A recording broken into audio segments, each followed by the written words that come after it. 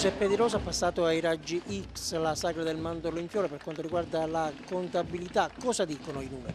I numeri dicono che a fronte di un bilancio già approvato da parte della Giunta di una spesa di 190.000 euro si è arrivati a spenderne 197.743.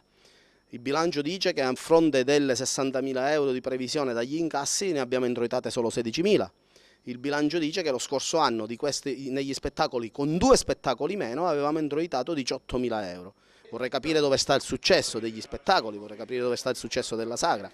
Poi ci sono altri numeri, gli altri numeri sono che non esiste più la sagra, esiste solo il Festival del Folklore, la sagra non è stata svolta, è una manifestazione che non esiste più di fatto, è inutile mettere lì 69esima sagra, non esiste più di fatto. E poi ancora altri numeri degli spettacoli, ne prendo uno a caso, un casaccio, su uno spettacolo, lo spettacolo finale, che è quello, il clou della sagra, su uno sbigliettamento di 247 biglietti, ben 200 sono omaggio. Fatemi capire dov'è il successo.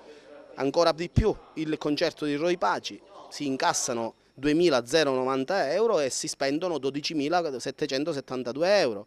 Dove sta il successo non lo so. E poi ancora i numeri degli albergatori, il sindaco e il suo consulente per la sagra sono andati lì a sbandierare che i numeri degli albergatori erano grandi numeri e invece no.